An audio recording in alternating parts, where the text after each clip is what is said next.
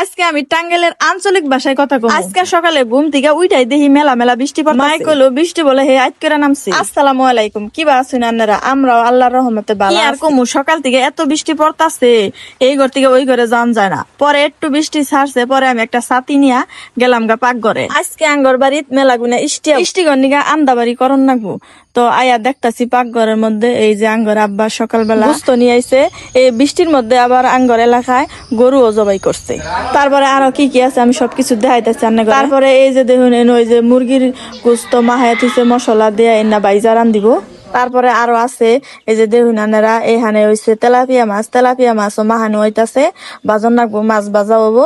তারপরে আরো আছে ডিম, এই যে দেখেন এই যে ডিম এগুলা হচ্ছে চুলাইতাছে, ডিম চুলাইয়া ডিম গুনা বাইজা নিব। তারপরে আবার এই যে দেখুন এই যে গরুর গোস্ত দুইয়া পালকাইয়া নিচ্ছি পরিষ্কার কইরা। এখানে যে গোস্ত মাহামু ব্যাগ মশলাপাতি দিতাছি, এই যে মশলাপাতি দিয়া ভালো করে মাহাইয়া নিমু। আঙ্গবাড়িতে আবার এই মাহাইনা গোস্ত সবারই পছন্দ। তাজা তাজা গোস্ত আনলে এরকম করে আদ দিয়া মাহাইয়া ভালো করে। আমার হাতের মাহাইনা গোস্ত আবার ব্যাগকেরই পছন্দ। এই তো দেখতাছুন আমি এই যে মুরগির গোস্ত বাজতাছি। মুরগির গোস্ত বাইজা আন দিলে একটু বেশি মজা লাগে। দুই আইসালে আন্দন বহাইয়া দিছি, এক আইসালে গরুর গোস্ত আর এক আইসালে মুরগির গোস্ত।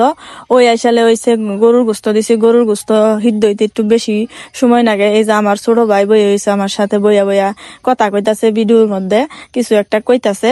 তারপরে এই যে গোস্তটা দেখাইতাছে, ও ডাকনাটা খুইলা আপনার করে দেখাবো। এই যে গরুর গোস্ত। আজকে আমি টাঙ্গাইলের আঞ্চলিক ভাষায় ভিডিওতে ভয়েস দিলাম। অন্যদিন তো অন্যভাবে ভয়েস দেই, তো কষ্ট করে আমি ভয়েসটা দিলাম।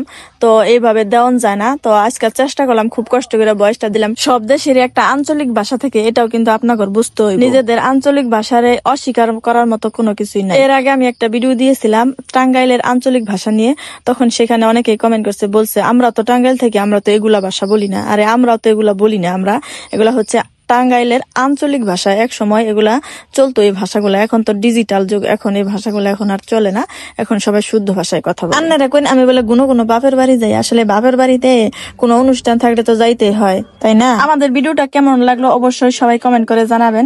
আর এই যে দেখেন আজকে সারাদিন এইভাবে বৃষ্টি পড়ছে। আজকের মতো বিদায় নিলাম, আল্লাহ হাফেজ।